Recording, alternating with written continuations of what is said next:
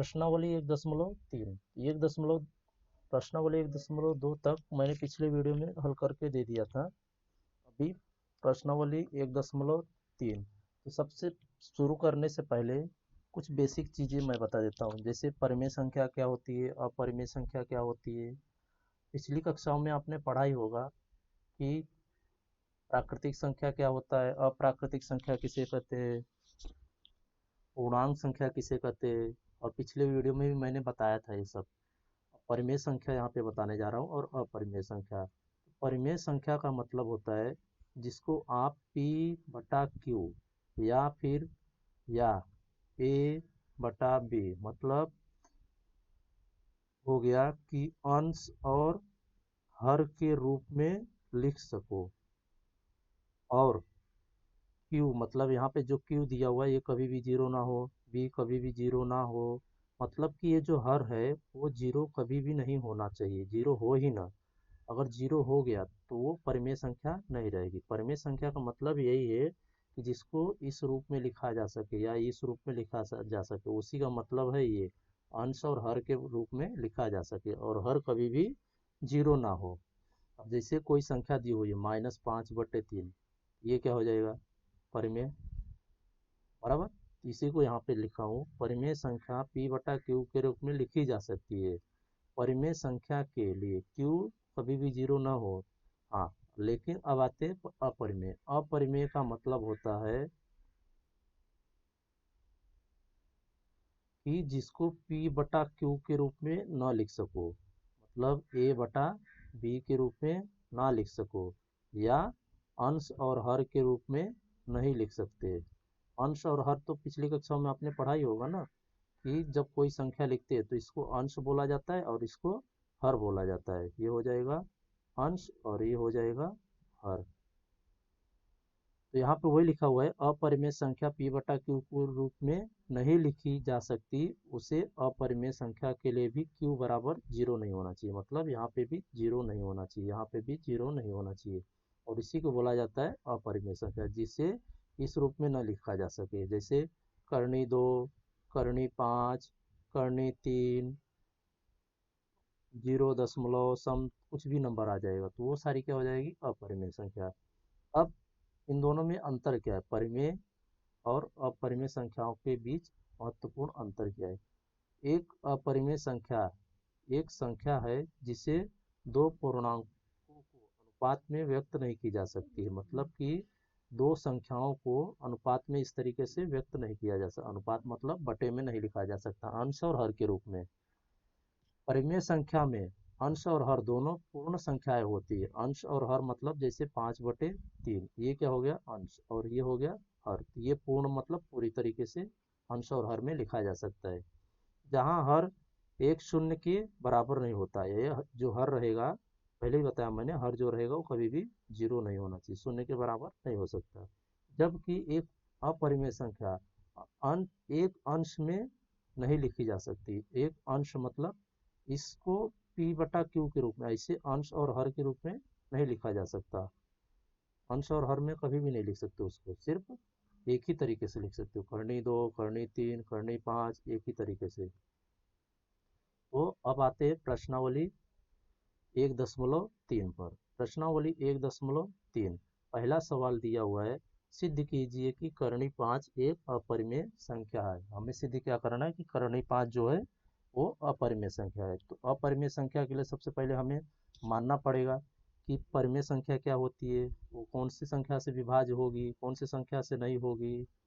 तो हल, पहला सवाल है कि माना, हमें सिद्ध करना है क्या, करनी 5 जो है अपरिमेय संख्या। तो सबसे पहले हम मानेंगे कि वो संख्या पहले परिमेय हो।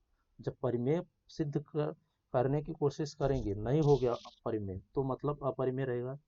मैं ये कहना चाहता हूँ कि अगर हमने करनी 5 को सिद्ध करने की कोशिश किया कि वह परिमेय संख्या है, और अगर हमने सिद्ध कर दिया कि सिद्ध करेंगे, अगर नहीं सिद्ध कर पाए वह परिमेय संख्या है, तो मतलब अपरिमेय हो जाएगी। अगर हम इसको सिद्ध नहीं कर पाएंगे तो मतलब अपरिमेय ही रहेगी ना। तो इसीलिए हम उसको मान के चल रहे हैं कि वह परिमेय संख्या है। करनी 5 एक परिमेय संख्या है।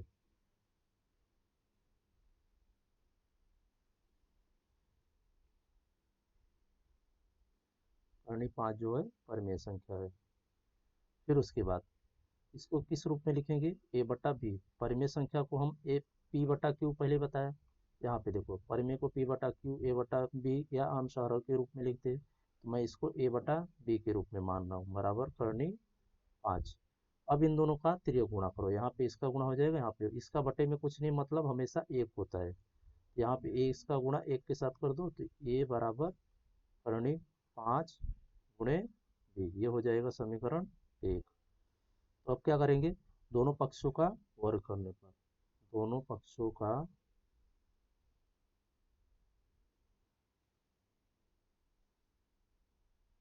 वर्ग करने पर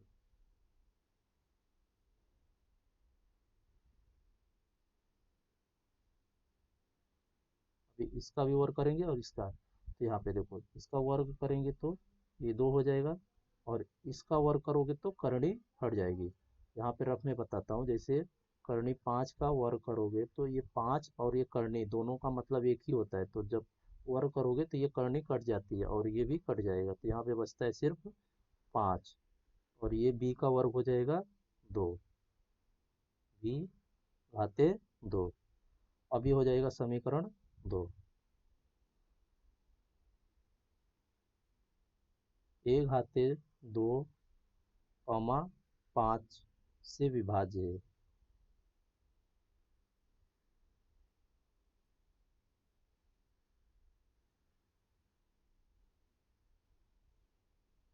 समझा, ए जो है 5 से विभाज्य है। अगर ए घाते 2 5 से विभाज्य है तो ए भी 5 से विभाज्य रहेगा, ए भी 5 से विभाज्य होगा।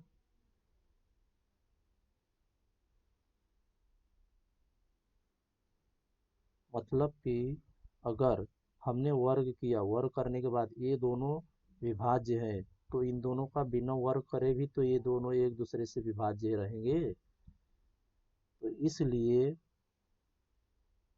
ए बराबर 5 सी यहाँ पे स्थिरांक हो गया, जहाँ की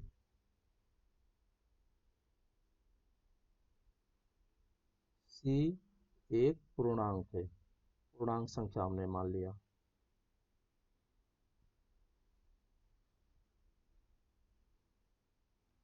अब उसके बाद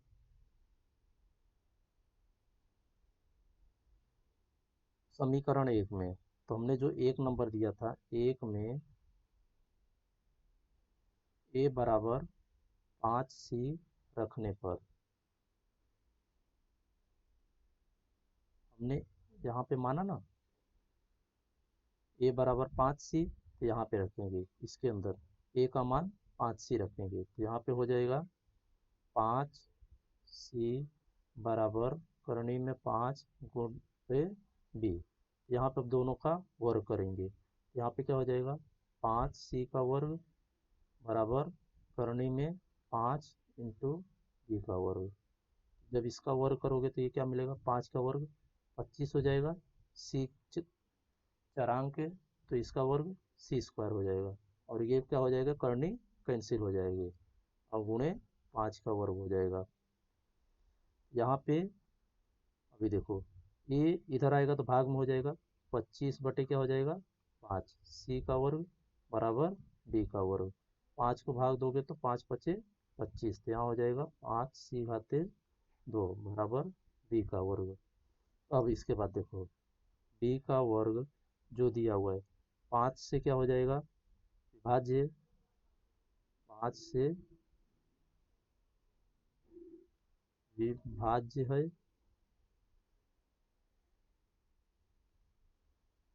इसको हमने 3 नंबर दे दिया। तो अगर 5 बी का घात 2 मतलब बी स्क्वायर अगर 5 से विभाज्य है, तो इसी प्रकार जैसे पहले मैंने किया था, इसी प्रकार यहाँ पर देखता हूँ मैं, यहाँ पे हमने किया ना, जैसे एक बार पहले वर्ग को भाग दे करके देखा, तो यहाँ पे ये दोनों विभाज्य थे, तो इसका वर्ग हटा करके देखा तो भी विभाज्य है।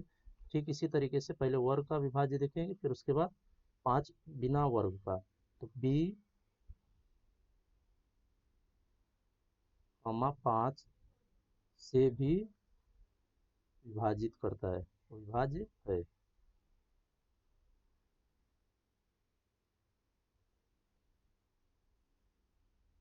समझा? अगर इन दोनों का आपस में भाग जाता है तो वर्ग हटाने के बाद भी इन दोनों का आपस में वर्ग जाएगा, बी कॉमा 5 का। यहाँ पे हो जाएगा। अभी देखो हमें 2 नंबर में, यहाँ पे देखो इधर 2 नंबर दिया था, इन दोनों आपस में क्या हो रहे थे, विभाज्य हो रहे थे। यहाँ पे भी हमें क्या मिला, दोनों आपस में विभाज्य हो रहे, या 2 और 3, 2 और 3 से हम प्राप्त करते हैं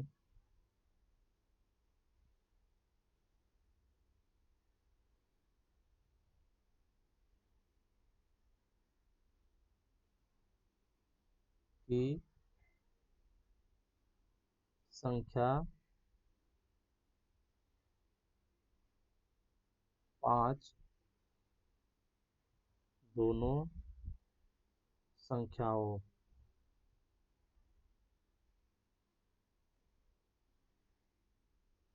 ए और बी को विभाजित करता है।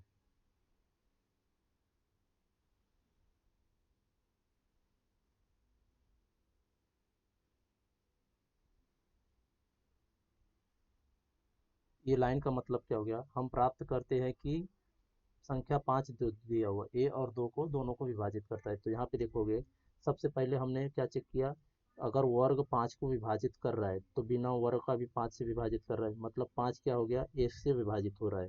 फिर उसके बाद हमने यहाँ पे देखा, तो यहाँ पे बी का वर्ग जो था 5 से विभाजित हो रहा था, तो इस बिना वर्ग का भी विभाजित हो रहा है, मतलब संख्या 5 जो है एक बार ए से विभाजित हो रही है यहाँ पर, और फिर दूसरी बार जब हमने देखा तो संख्या बी जो दिया हुआ है 5 से विभाजित हो रही है, मतलब 5 जो है ए को भी विभाजित कर रहा है और बी को भी विभाजित कर रहा है। तो वही यहाँ पे लिखा है कि हमें क्या मिला, संख्या जो 5 दी हुई है वो दोनों से विभाजित हो रही है।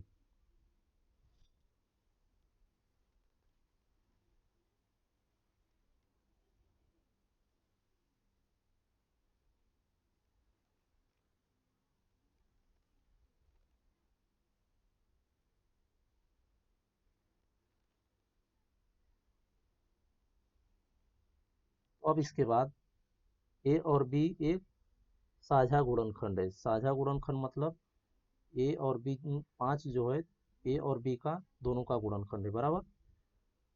ए और बी का साझा, साझा मतलब समान, ए और बी का दोनों का गुणनखंड है।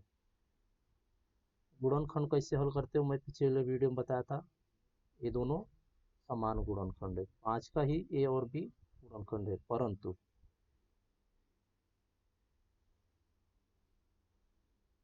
ऊपर हमने माना है कि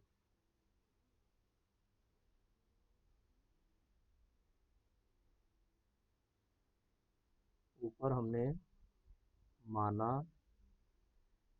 है कि ए और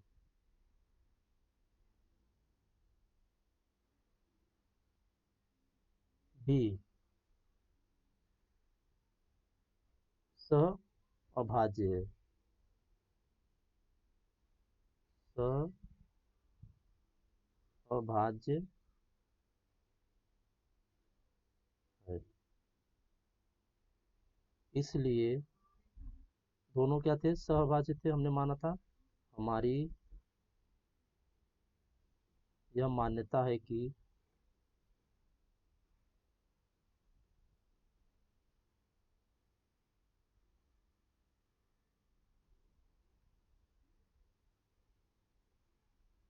करनी 5 एक परिमेय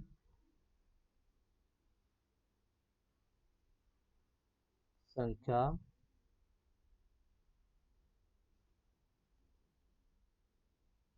गलत है।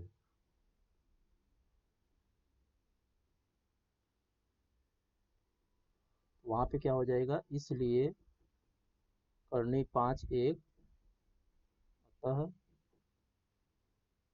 करनी 5 एक अपरिमेय संख्या है।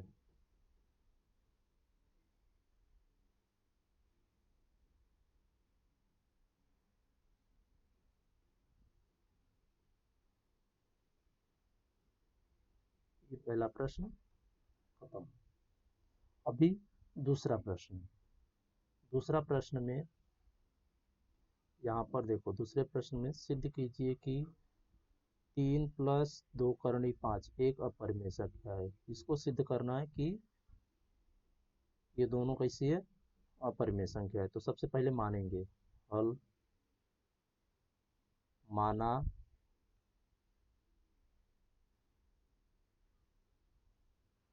3 प्लस 2 करनी 5 एक अपरिमेय संख्या है। एक अपरिमेय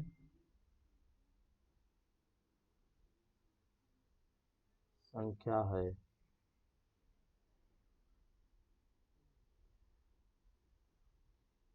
यहाँ पे क्या हो जाएगा, इसलिए इसे दो सहभाज्य पूर्णांकों के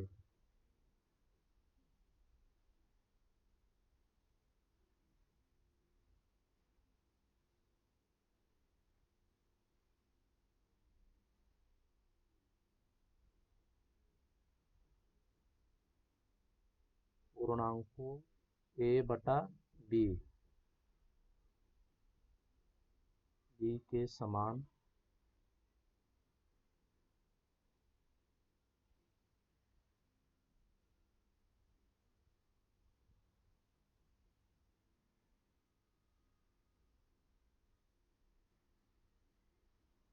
जिनमें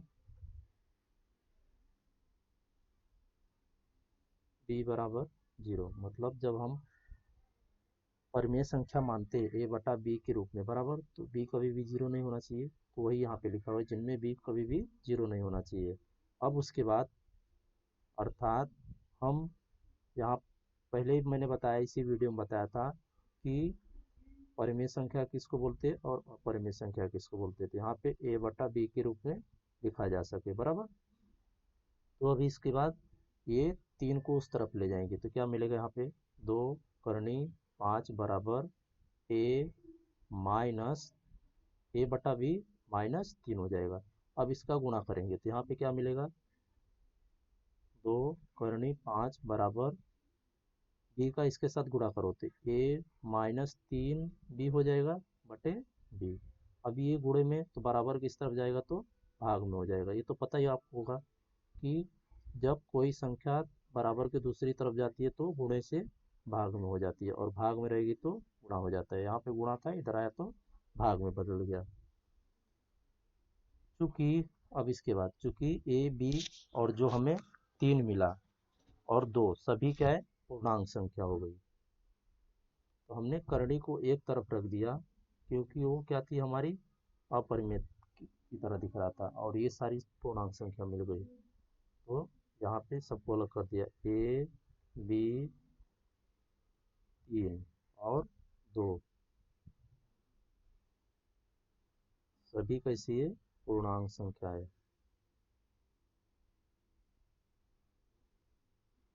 सभी पूर्णांक है। यहाँ पे देखो, यहाँ पे जो मिला ए बी, दोनों जगह बी मिला, यहाँ पे 3 मिला, यहाँ पे 2 मिला, तो ये सब कैसी है, पूर्णांक है। यहाँ पे क्या हो जाएगा, ए माइनस 3 बी बटे 2 बी एक पूर्णांक है।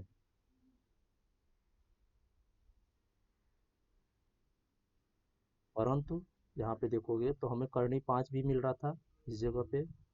यहाँ पे ये करनी 5 क्या है हमारा, ये भी पूर्णांक है, करनी 5 भी एक पूर्णांक है।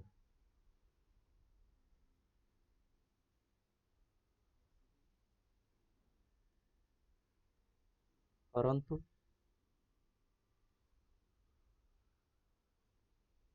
करनी 5 एक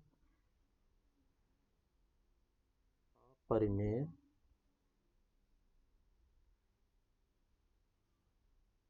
संख्या है, बराबर। करनी 5 जो है अपरिमेय ना, क्योंकि इसको p बटा q के रूप में नहीं लिख सकते, पहले ही बताया था मैंने। जिसको a बटा b के रूप में ना व्यक्त किया जा सके वो अपरिमेय संख्या होती है। इसलिए 3 + 2 करनी 5 एक अपरिमेय संख्या हो जाएगी। अपरिमेय का मतलब मैं बताया था जिसको a बटा b के रूप में नहीं लिखा जा सकता है, अपरिमेय संख्या है। ये हो गया दूसरा प्रश्न, ये प्रश्न भी हल हो गया। अभी तीसरा प्रश्न मैं आप सबको अगले वीडियो में हल करके देने वाला हूँ।